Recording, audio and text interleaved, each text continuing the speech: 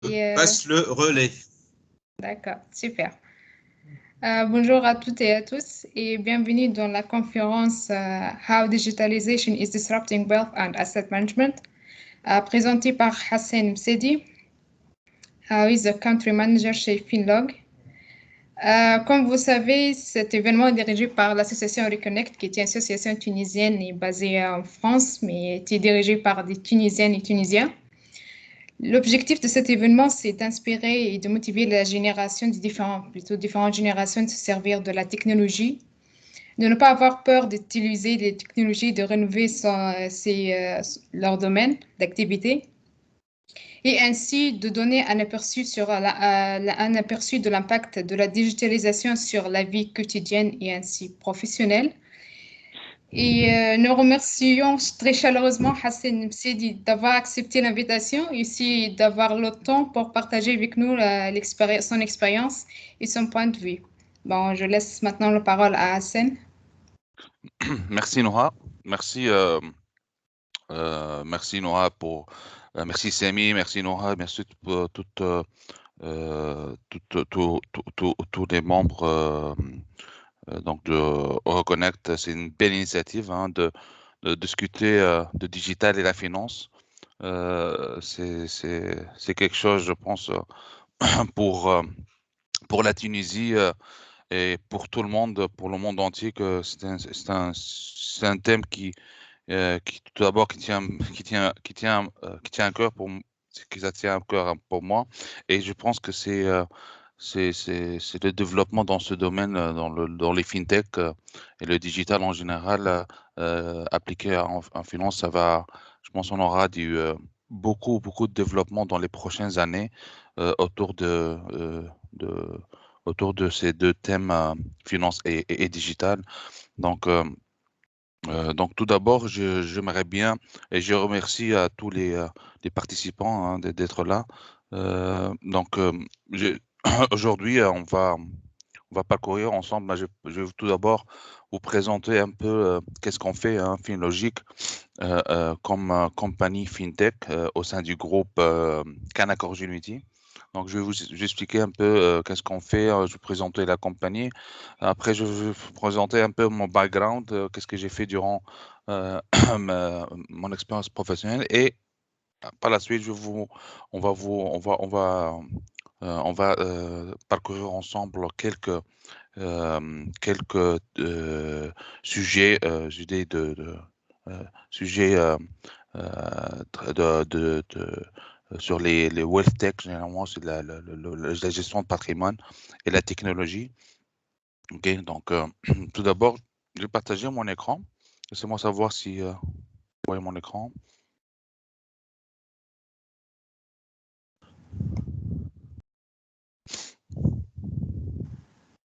Est-ce que vous voyez mon écran? Ah oui, on voit, très bien. Excellent. Ok, donc bon, tout d'abord, en fait, Finlogic, c'est une société membre du groupe Canaccord Genuity.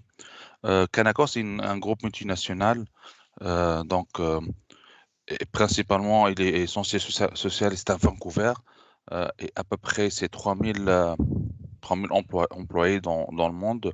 Après, on possède 24 bureaux dans le monde. Et le core business, c'est la gestion de patrimoine, donc wealth management, le capital markets, les fintech. Et récemment, on a tout ce qui est service M&A, donc tout ce qui est merge acquisition. Donc, c'est pas mal. Canaccord couvre pas mal la plupart des business des marchés financiers.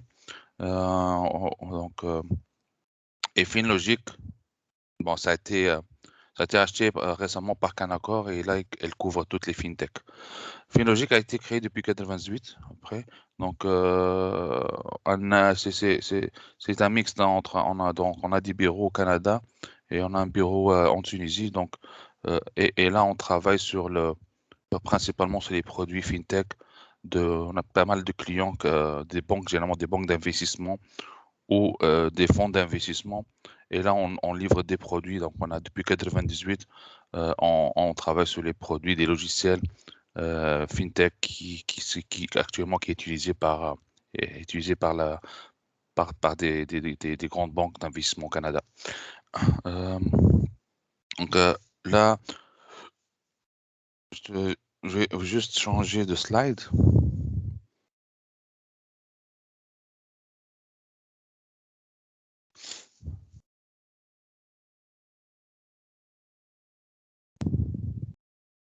Donc, ok. Donc avant de probablement, je dirais, c'est quelques statistiques. Hein, il y a 60% des gestionnaires de patrimoine, de wealth managers, ils sont vraiment mécontents. Je veux dire mécontents parce que leurs clients ils sont insatisfaits et ils ont pas, on dit, une journée qui est très remplie de de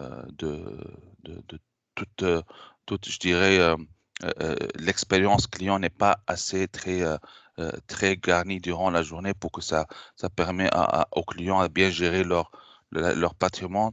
Et c'est dû à quoi c'est dû à quoi? Ben, c'est parce que euh, le, le, tout d'abord, ben, le client il cherche la rapidité de l'information, c'est comme le real time, donc tout traitement de données à temps réel. Et il cherche des produits digitaux qui le permet vraiment à bien gérer son patrimoine, bien sûr, à aider les gestionnaires de patrimoine de s'approcher plus aux clients. Là, on parle de CRM, etc. Donc, ça, c'est des statistiques. Hein, donc, du coup, on voit vraiment que le wealth tech euh, a un poids énorme et les gestionnaires de patrimoine actuellement, tu sais, utilisent juste les papiers, les paperasses, ou ils parcourent généralement avec leurs clients, tu sais, je dirais je dirais les process habituels d'un gestionnaire de patrimoine qui parcourt avec son client, tu sais, il regarde il regarde son quoi, son aversion au risque, tu sais, sa situation financière, sa situation familiale, son background. Donc, et il s'assoit avec lui. Généralement, bon, avant le Covid, c'était face-to-face, c'était dans leur bureau. Et là, ils définissent ensemble le profil de risque. Après, le gestionnaire de patrimoine, il vient, oh, OK, là, toi, tu es plus riscophobe que riscophile. Ben, on va te donc on va aller plus investir dans l'equity que dans les marchés monétaires. Et, et c'est le journée, on appelle le journée journée classique d'un gestionnaire de patrimoine. Mais là, avec cette approche qui est, je dirais, classique, 60% des clients de gestionnaires de patrimoine, ils sont pas satisfaits et parce qu'ils ont besoin d'avoir des données, des données big data. Du coup, il y a plus d'informations qui cherchent à accomplir et de collecter. Un gestionnaire de patrimoine ne peut pas avoir des données macro, des données micro, des données financières, des données en un clic. Donc, il doit vraiment. Donc, du coup, là, le WealthTech est venu, entre autres, l'intelligence artificielle, le machine learning, ça vient combler ce besoin. Et là, maintenant, on sent que le client de chez gestionnaire de patrimoine commence à avoir, parce qu'il y a plus de, de, de, de technologie, de digital, et surtout après le Covid, on sent que le digital est devenu comme une, euh, je dirais, c'est une priorité pour tout le monde, ça s'applique pour même le gestionnaire de patrimoine. Donc, du coup, il y a un changement considérable dans ce sens. Euh, avant de parler un peu des stats, j'aimerais bien vous montrer quelques produits que Finlogic a développés pour vous donner un peu un aperçu rapide. Donc, en fait, juste, ok, partie product, ok,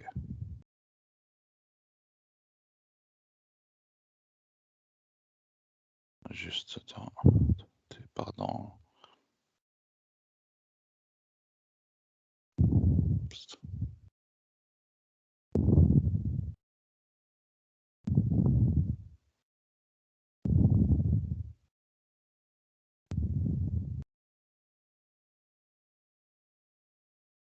Ok. Juste parcourir rapidement les produits. En fait, qu'est-ce qu'elle a développé la société depuis 98? Nous avons créé un produit de asset management. Donc, c'est un produit en fait qui gère vraiment, c'est un système front to back qui gère tous les actifs financiers d'une banque d'investissement classique et qui couvre principalement toutes les classes d'actifs et les produits financiers, que ce soit listés sur le marché boursier ou OTC.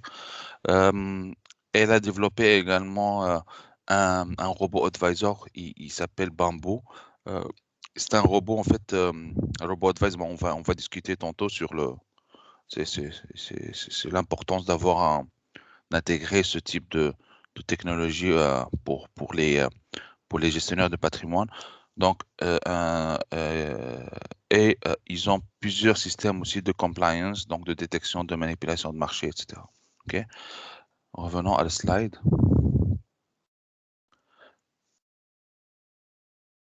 Donc ici, ce slide, en fait,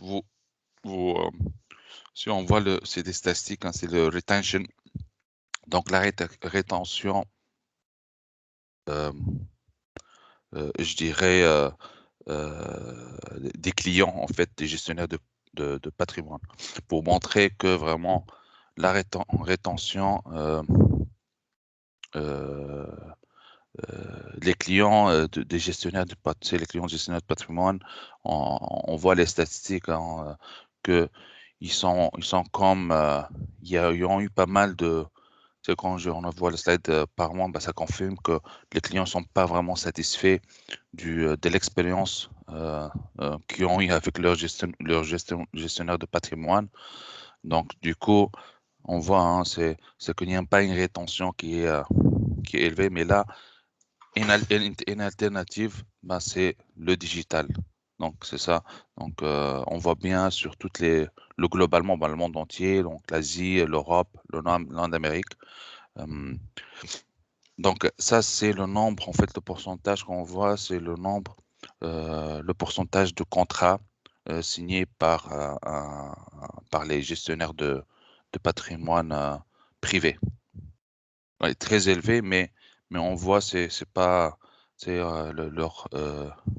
on voit surtout l'après-Covid, on voit qu'il y a un impact très négatif sur la rétention du client parce que il y a eu pas mal de gestionnaires de patrimoine qui n'étaient pas prêts digitalement côté technologie. Du coup, ils ont perdu pas mal de clients. Et, si ça, en fait, ça c'est je dirais, ce slide, c'est le partenariat entre le non financier et le financier. Donc, pouvons montrer ici que on voit le nord de l'Amérique, hein, c'est 75%. Là, il y a eu un partenariat entre les banques ou les gestionnaires de patrimoine, les services financiers et les non financiers, bah, c'est les compagnies tech, donc des experts en technologie. Donc c'est énorme, hein, donc 75%. Et on voit c'est un phénomène qui est partout, hein, dans le monde.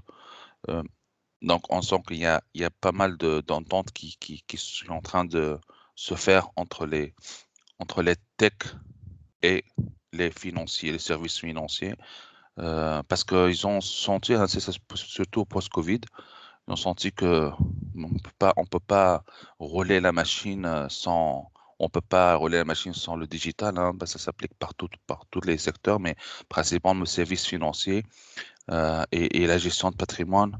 Du coup, le WealthTech est devenu comme une priorité pour toutes les banques et pour tous les fonds d'investissement ou tout le monde qui gère la richesse en général.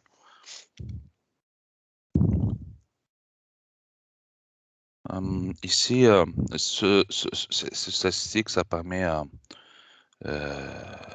fait, c'est un survey, c'est une enquête qui a été envoyée pour les gestionnaires de patrimoine. Leur intention, en fait, d'investir dans les technologies dans les prochaines 12 mois. Dans les prochains 12 mois, ben, on voit bien ici, ben, il y a plusieurs thèmes, hein, donc donc, soit la partie automatisation, on voit aussi la partie intelligence artificielle.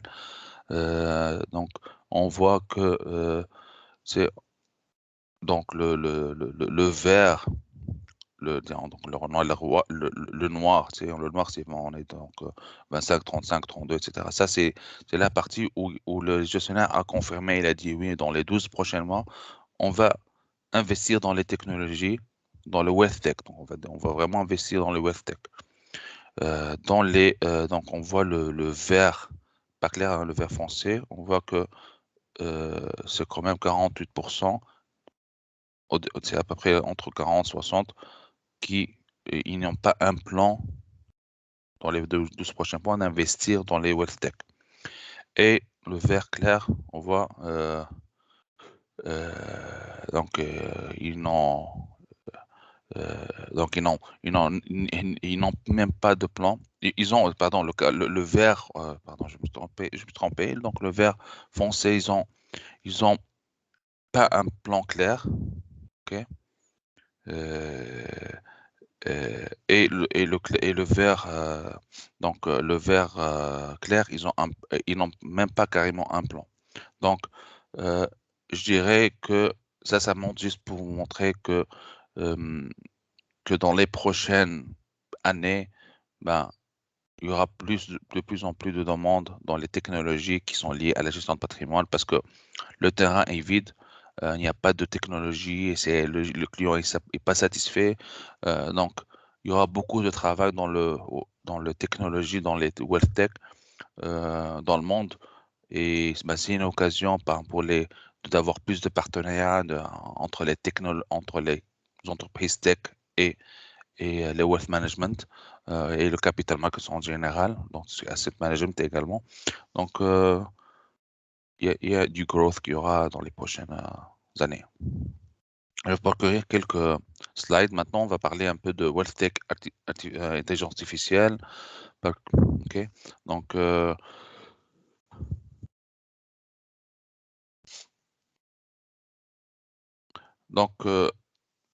j'ai eu j'ai parlé tantôt sur l'importance d'avoir je dirais le real data, donc les données à temps réel et une expérience et d'avoir une quantité d'informations qui est considérable pour les clients des gestionnaires de portefeuille ou même pour les gestionnaires de patrimoine.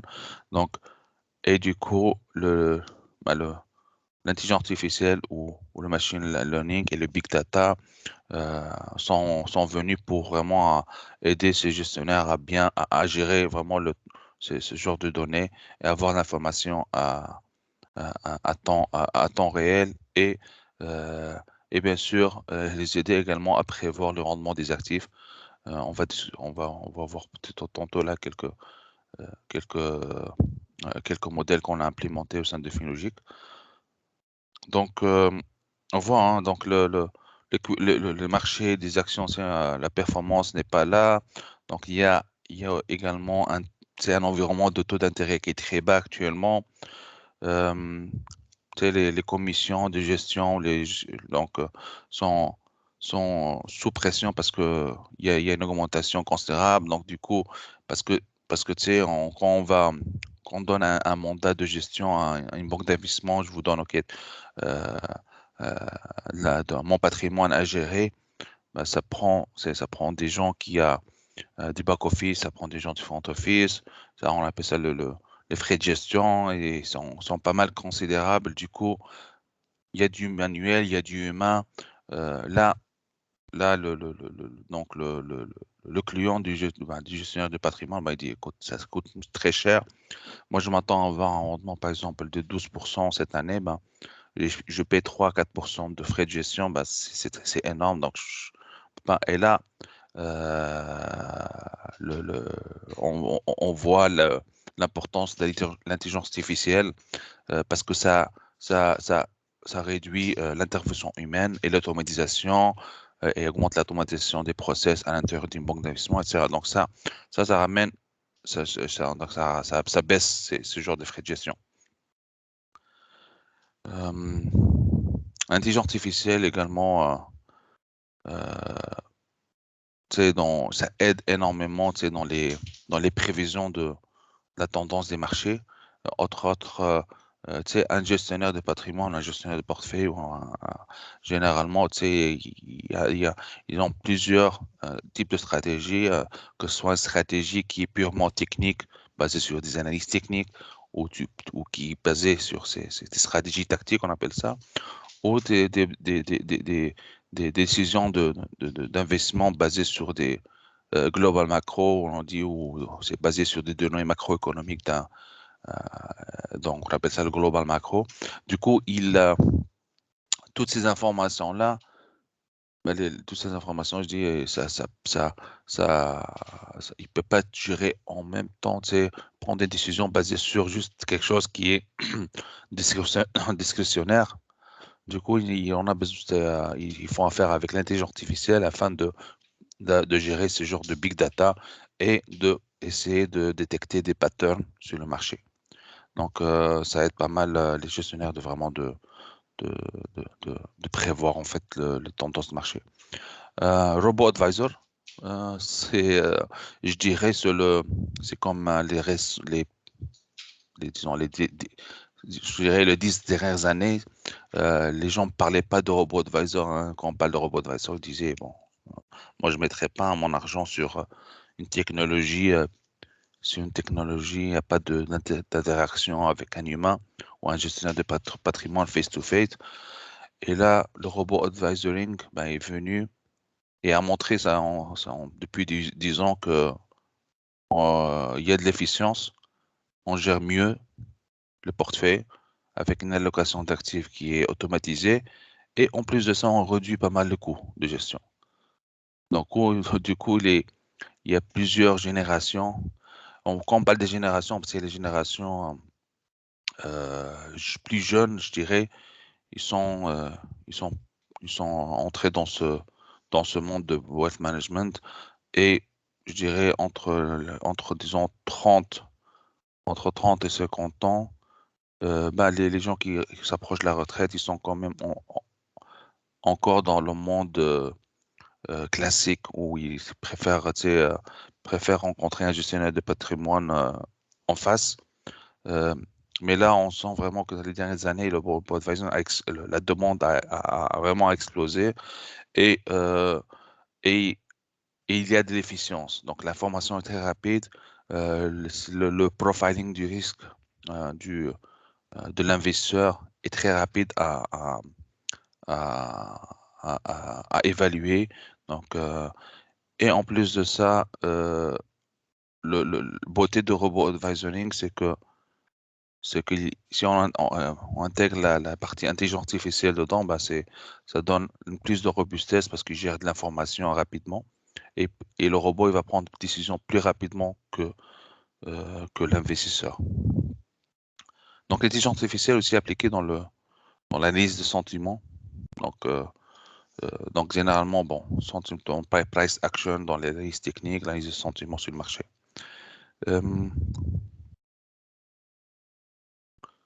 Donc,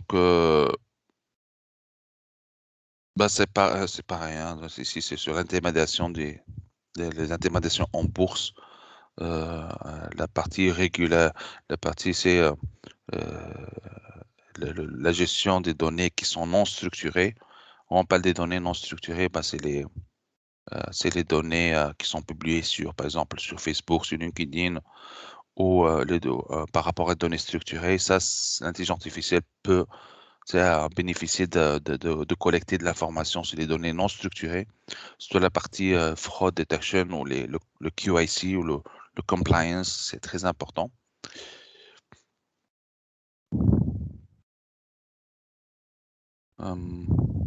Ça, on a parlé.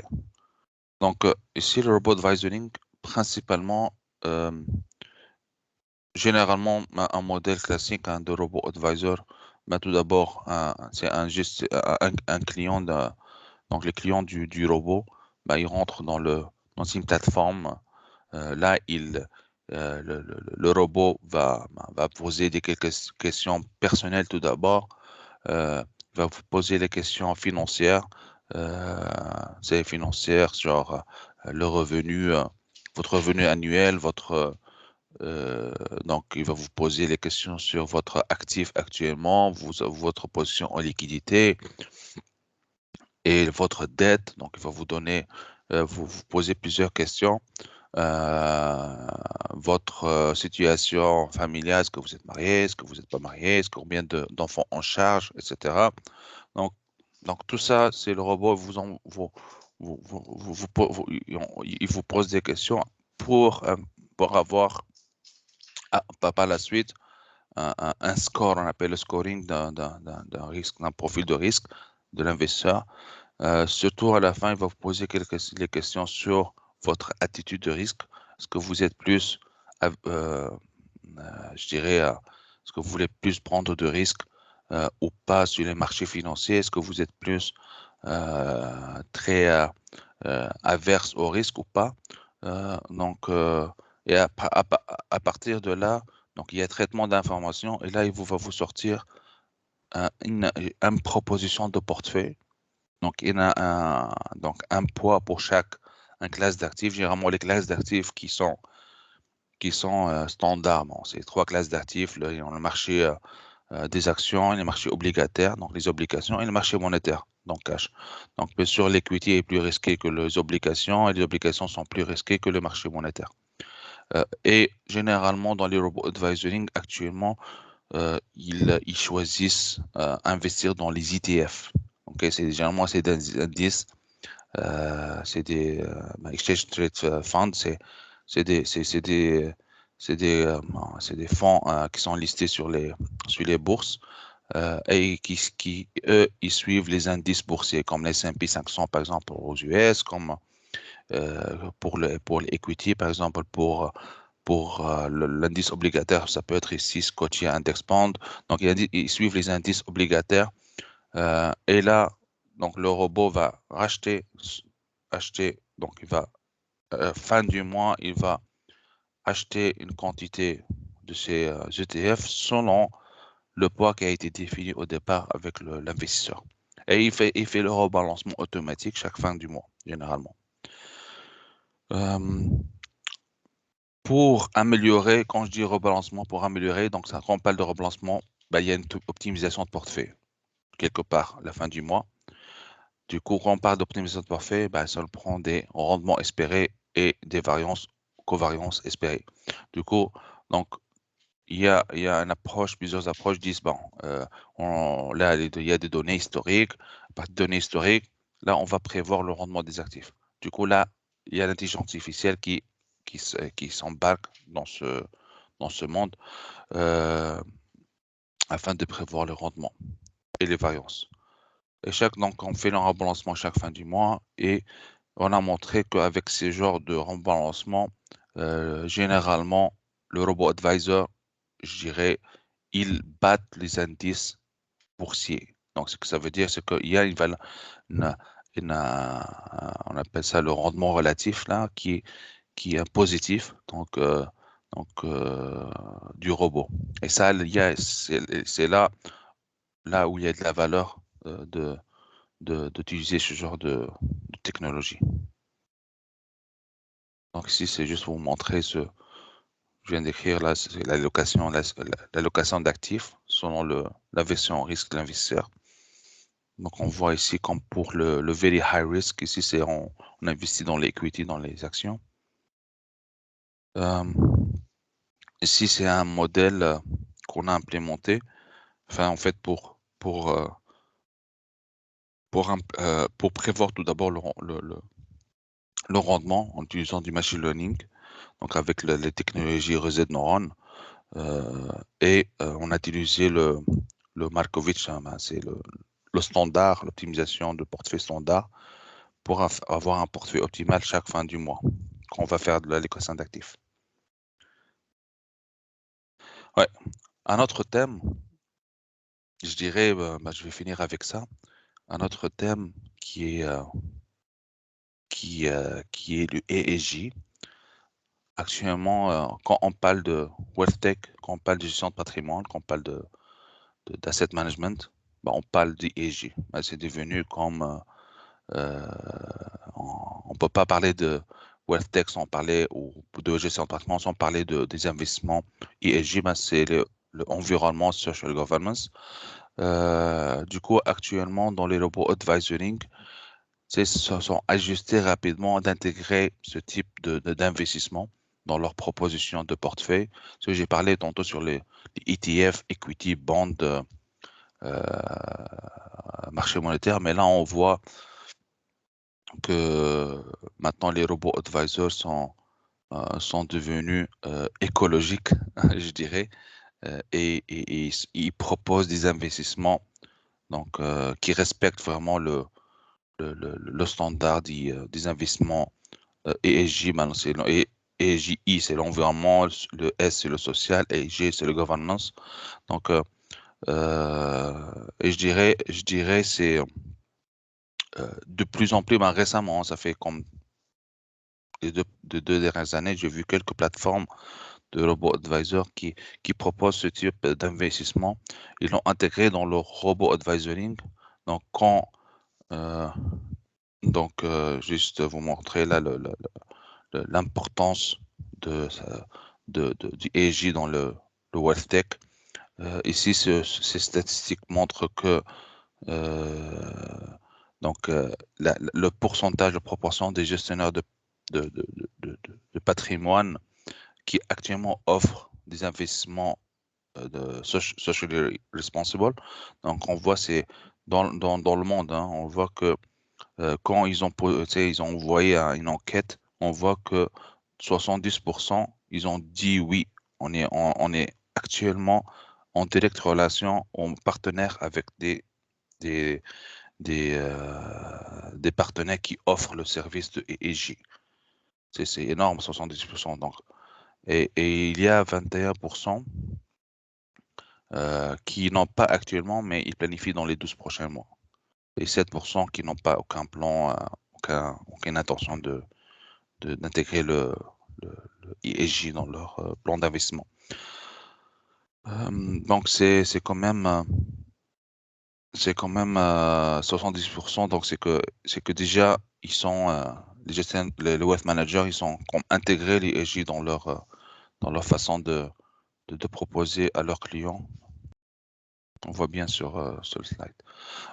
Ça, c'est un imprimé écran d'une plateforme, hein, de robot advisor qui inclut, c'est dans les préférences ou dans le profiling de risque, le profiling de l'investisseur. Ben, il propose, hein, on voit ici, c'est quoi les poids par type. On voit ici l'environnement, le social, le governance, et dans la section environnement, on a plusieurs de ces thèmes comme le gaz carbone, l'émission de gaz carbone, on voit par exemple la perte de l'eau, le gaspillage de l'eau, etc. Dans le social, on voit pas mal, de thèmes. Dans le governance, pareil. Donc, et l'investisseur maintenant entre dans cette plateforme, ben, il fait il choisit donc le préférence, il met des points en fait. Et après, le robot advisor, qu'est-ce qu'il fait? Ben, il va scanner le marché, ok?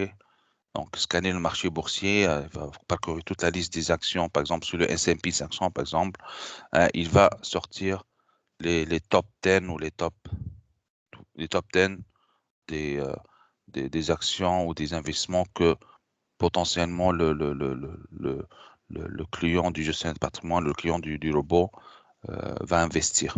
Et ça, c'est dynamique, hein, donc il peut changer, bien sûr, de façon dynamique. Moi, j'ai fini avec ma présentation. J'espère ça a été bénéfique pour tout le monde.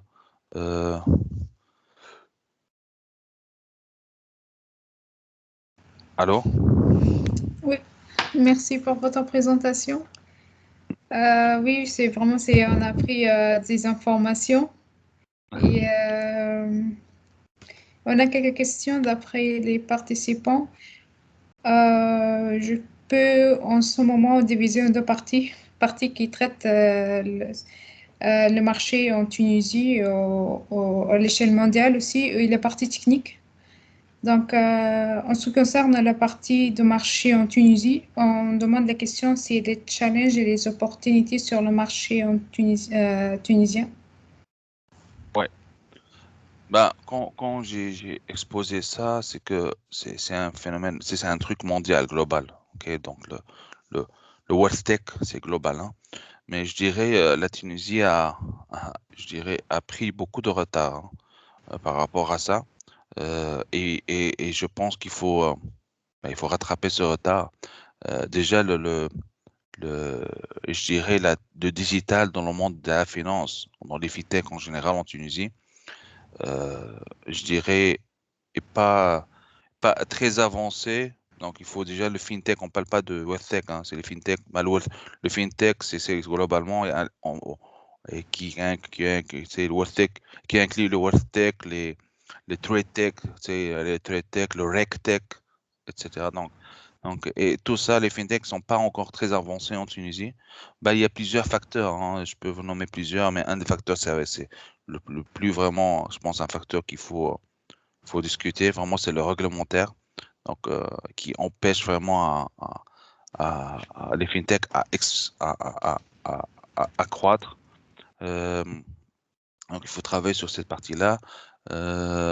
Donc, également, il faut que les banques, je sais, la Banque centrale, ils ont un programme de sandbox, et encourage les fintechs, les startups fintech d'intégrer ce programme et de se faire encadrer par la Banque centrale. Mais je disais, c'est pas assez, donc il faut que ça soit plus high level, et d'aller vraiment euh, sortir, soit faire du amendment des lois actuelles, ou donc il faut travailler sur le réglementaire first. Donc il faut leur donner l'accès. Aussi les banques, ils doivent faire un peu d'effort. Donc les banques commerciales, de ne pas faire juste in-house, hein. Si on parle d'in-house, c'est qu'ils développent les choses, leurs trucs à l'interne et c'est tout. Donc, il faut vraiment externaliser ça, faire plus de partenariats entre les banques et les non financières, bah, les fintech ou les compagnies tech en Tunisie. Donc, c'est important, tu vois. D'accord, donc J'espère que j'ai pas répondu à la question. oui, en gros, oui, on a compris bien les challenges qui existent. Et du coup, ce que je comprends, c'est qu'il n'y a pas beaucoup d'opportunités. C'est pas, il n'y a pas beaucoup d'opportunités, il y a des opportunités, c'est sûr. Je dirais, il faut qu'on essaie. On était en retard en Tunisie, il faut qu'on commence dès maintenant à faire la réflexion, ben, d'où la conférence, hein. Il faut faire la réflexion, et chacun de son côté, comment il peut pousser les choses en Tunisie, parce que là, vraiment, on est en retard par rapport au monde, surtout dans les wealth tech, hein, le wealth tech, déjà, déjà, le wealth management, hein, c'est la gestion de patrimoine, n'est pas avancé en Tunisie. Quand, quand on parle de gérer la patrimoine, tu sais, quand on parle à un jeune tunisien, il dit, ah, ben, il faut que je couvre mes dépenses tout d'abord avant que je gère ma richesse, mes épargne. Et la culture de l'épargne, tu sais, la culture de l'épargne, ça, faut que ça se travaille. On n'est pas fort Oui, là-dessus. Je dis, oui, il faut que c'est ça se vrai. travaille, ça se travaille. Et ça, c'est l'effort pour tout le monde, hein. L'effort pour tout le monde, il faut chacun essaie de sensibiliser l'autre. Tu sais, on épargne. Donc, on épargne, ben, c'est généralement les classiques, les gens épargnent, ben, ils placent l'argent dans une banque avec un taux d'intérêt de 5 à 6% et c'est tout. Mais c'est pas ça, hein, patrimoine. C'est pas ça la gestion de patrimoine. Tu sais, la beauté de gestion de patrimoine parce que ça peut vous diversifier le risque. Donc, on peut pas investir juste sur le. Et ils savent pas que l'inflation, déjà, avec le taux d'inflation qu'on a, hein, 5 à 6%, donc le taux réel que, que vous, un taux réel de rendement là qui est un peu parfois négatif, hein, on est d'accord, ça tue votre patrimoine, ça enrichit pas votre patrimoine. Donc il faut vraiment y penser, euh, d'intégrer cette culture d'épargne et de gestion de patrimoine et encore de plus de digitaliser la gestion de patrimoine. Donc le Wealth Tech en Tunisie. On est loin, Euh, mais on peut aller, on peut arriver. Il faut vraiment Il reste une autre question sur le marché, après on passe aux techniques. C'est quels sont les clients, les acteurs exactement? C'est les clients, enfin les clients principaux en Tunisie. Les clients qui, Ouais. pardon?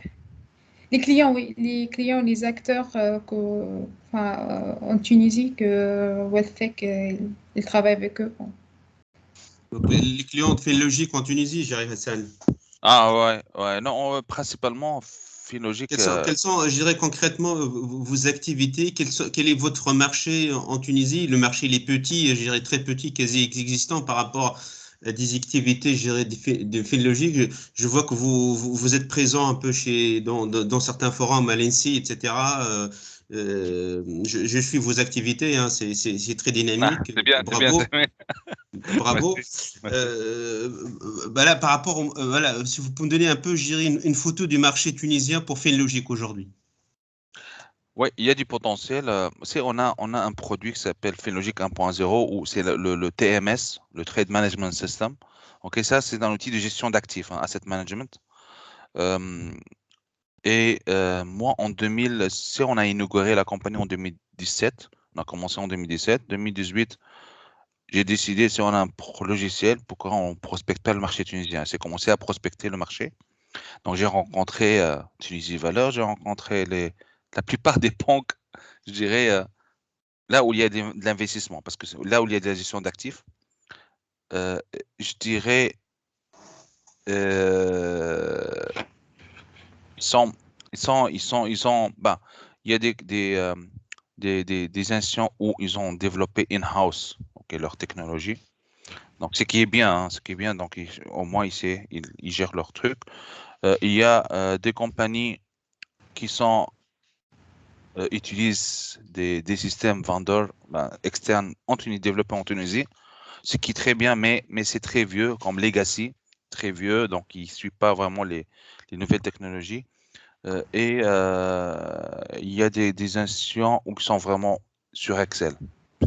Donc, tout est fait Excel, manuel, et ça c'est dangereux. Donc, si on gère, tu sais, on gère l'investissement de nos clients, c'est sur Excel, c'est le risque de se tromper et c'est pas fort, il n'y a pas d'automatisation, etc. Donc, je dirais, c'est entre le blanc et le noir, c'est le gris en Tunisie. On n'est pas le blanc, tu sais, on n'a pas tout, on n'a pas le noir, mais c'est le gris, je dirais. Et Finlogic, essayer de prospecter, mais je dirais le produit de Finlogic, c'est un gros outil, hein, c'est un gros calculateur, c'est de pricing des actifs, etc., des OTC. Le cible, c'est des institutions financières, mais c'est pas des petits. Hein. C'est qu'on parle là, ici de banque, on parle de la ville de Montréal, par exemple, il gère sa dette, hein, toute la dette est gérée par Finlogic, qui est à l'ordre de 9 milliards de dollars canadiens. Donc, c'est des gros portefeuilles. euh, et, mais tu vois, récemment, j'ai vu que le ministère des Finances est en train de faire une refonte de tout le système de gestion de la dette. C'est une occasion de pénétrer le marché pour Finlogic, mais on l'a pas encore réellement fait. Mais entre autres, hein, donc, mais ça fait 3 ans, hein, c'est mis combien, 3, 4 ans, disons, qu'on est sur le marché tunisien. Petit à petit, c'est sûr, c'est avec, comme tu dis, on travaille sur notre autorité, sur notre image, d'être Bien sûr. d'être présent dans les forums universitaires ou Il, d'autres, il dans faut, les il événements. faut, il faut jamais lâcher, il faut rester dans la durée, il faut travailler dans la durée et s'adapter au contexte tunisien. Les Mm. mentalités, je suis persuadé qu'ils vont changer, absolument changer. Mais il faut Ouais. maintenir un peu une pression positive pour, gérer, conduire ce changement et convaincre un peu les banques tunisiennes et aller dans ce sens-là, de la nouvelle technologie.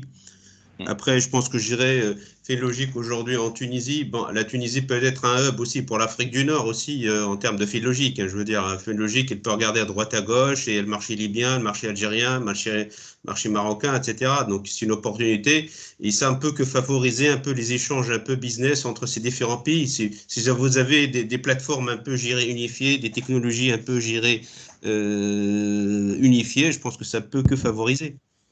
Ouais, tout à fait d'accord. Ouais. Ouais. Ouais. On peut passer maintenant à la partie technique. La première question, c'était quels sont les algorithmes les plus performants pour le robot advisoring? Ah, Yes. tu sais, il n'y a pas une solution miracle, hein. Il Bien n'y a pas sûr. un algorithme. Donc, je dirais, c'est tout d'abord, tu sais, le monde de la finance est binaire, hein, c'est dichotomique. Buy or sell, tu sais, on achète ou on vend. C'est généralement hein, dans les investissements, est-ce qu'on achète cette action ou on la vend? Donc, euh, euh, mais les algorithmes, c'est derrière ça pour prendre cette décision-là, dépendra beaucoup de choses, hein, dépendra pas de quel genre euh, de profil de risque déjà.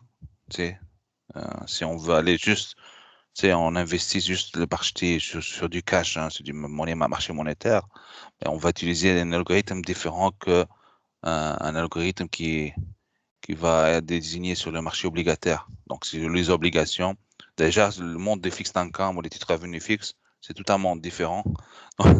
Donc, ça dépend, mais il n'y a pas une solution miracle. Mais ce que je conseille, vraiment, si vous voulez implémenter un algorithme de trading, genre de stratégie, euh, bah, il faut vraiment bien faire le backtesting. Donc, il faut vraiment bien tester l'historique, en performance de cette stratégie historiquement et prenez assez d'historique. C'est en Tunisie, les données existent quand même, hein. On peut voir le TIN index, l'historique de l'indice, on peut voir. Il y a quelques données historiques qu'on peut voir. Le marché obligataire existe depuis longtemps en Tunisie.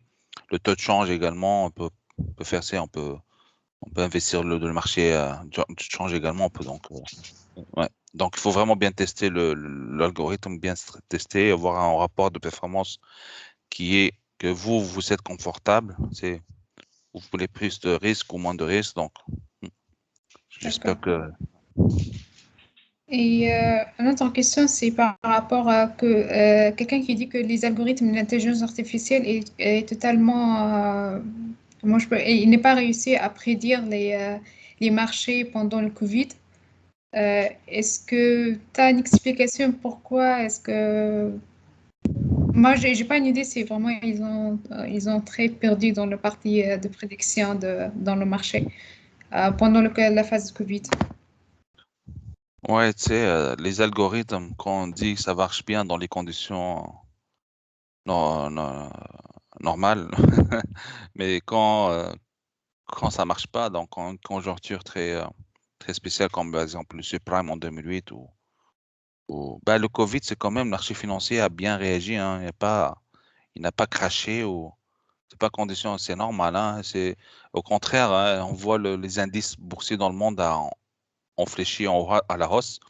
Ils ont donc c'est pas comme mais en 2008, oui, c'est une crash boursière de 2008 de subprime. Ben, c'est là où on sent la robustesse de l'algorithme et d'où la notion du vraiment bien tester historiquement et prendre ce genre de période difficile ou de conjoncture très difficile sur le marché et d'appliquer ce genre d'algorithme en simulation, tu vois.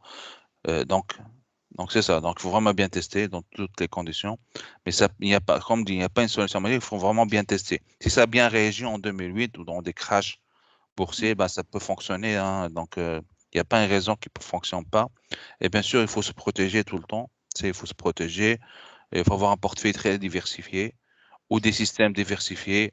Donc des algorithmes qui sont placés partout. On appelle ça les CTA ici. Donc, il faut vraiment diversifier le portefeuille. Donc, on va pas mettre tout notre argent dans l'or, par exemple, et, et, et très risqué, donc, ou dans le pétrole. Mm. D'accord. Et du coup, il y a une autre question qui s'intervient au niveau de protection. Pour les robots advisors, c'est comment on peut protéger l'investisseur si vraiment s'il y a un risque que les mécanismes ne marchent pas bien et est-ce que vous avez une stratégie, enfin, je sais pas. Je dirais, actuellement, le robot advisor, je dirais, c'est un gestionnaire, un wealth manager, un gestionnaire de patrimoine, il ne faut pas jouer jouer avec l'argent du client first. Et si le client n'est pas consent, il n'a pas un consentement avec le gestionnaire de patrimoine. C'est pareil avec le robot advisor. Parce que là, tu es consent, tu connais, tu as posé des questions, tu as un profil de risque que toi, tu l'as entré, donc tu connais bien. Le robot, il dit, ah, toi, ok, tu vas prendre beaucoup de risques, donc on va mettre toute ta richesse dans les actions. Et tu cliques oui, hein, tu dis, ouais, ok, oui, hein, vas-y. Et c'est une entente entre, au lieu d'avoir une personne devant toi, bah, ça va être un robot. Donc, tu vas essayer une entente entre toi et le robot. C'est une machine, ça va être toi et une machine. Et après, si ça marche pas, ça peut arriver, hein, c'est le crash boursier. Mais au moins, actuellement, le robot advisoring, il investit dans des indices, okay, des indices, donc des ETF qui sont diversifiés déjà. Donc, il n'y a pas un risque énorme. Et si c'est un portefeuille, c'est les 3 classes d'actifs. Le robot advisoring, c'est pas fait pour faire de la spéculation. Hein. C'est vraiment un truc stratégique de voir long terme. Comment je peux avoir ma retraite tranquille dans 30 ans ou dans 20 ans. C'est ça l'apport du robot advisor. Hein. C'est pas quelque chose que pour faire de la spéculation. Non, c'est pas ça. Donc, D'accord, bon, très bien, c'était clair. Et il y a une dernière question, je ne sais pas quelle catégorie que je peux classer, mais plutôt dans la stratégie. Je vais le dire en anglais. What's your take on best strategies to provide wealth tech to the masses retail, and where do they stand in terms of explainability and financial inclusion? Ça, moi, je comprends pas trop. ouais, parle de. Peux-tu répéter la question? What's your take on best strategies to provide wealth tech to the masses, entre parenthèses retail, and where do they stand in terms of explainability and financial inclusion? Stratégie d'approcher le retail, c'est ça parler. Je dirais, notre stratégie, c'est tout d'abord, c'est la technologie, hein, first, parce que c'est un robot, il faut que ce soit le robot, il faut que ce soit vraiment bien fait côté user experience design. C'est notre stratégie, donc il faut vraiment bien bien le designer en amont avant. On l'a fait une avance énorme, mais je dirais on remplit bien, on dit le journée du client, du client du robot. Donc on remplit bien l'expérience client. Donc et le facteur clé de succès d'un robot, c'est la partie client relationship. Donc c'est que c'est un robot, il se déconnecte carrément du client. Il n'y a pas un value. Donc, il faut qu'il se communique continuellement avec le client via des CRM, on appelle ça les CRM, là, ou via des robots, c'est robots chat, chatbot, on appelle ça le chatbot, ou via plusieurs technologies de communication entre le robot et le client. Et c'est la stratégie qui peut, je dirais, avoir une valeur élevée pour les retails, entre autres. Et tu sais, le robot advisoring, généralement, c'est pour les retails. Hein, c'est la quantité, hein, c'est le marché cible. Hein, c'est pas pour l'institutionnel. Donc, c'est plus destiné ou pour les fortunés, je dirais. Pour les fortunés, c'est dans le retail, il y a plusieurs classes. Hein, donc, il y a le family office, les fortunés, la classe moyenne, etc. Donc, ça dépend du niveau de richesse. Très bien. Bon, merci pour votre disponibilité. Sincèrement, moi, j'ai pas une idée sur les finances. Maintenant, tu m'as révélé la curiosité pour chercher et comprendre les termes. Bon, merci beaucoup. Merci.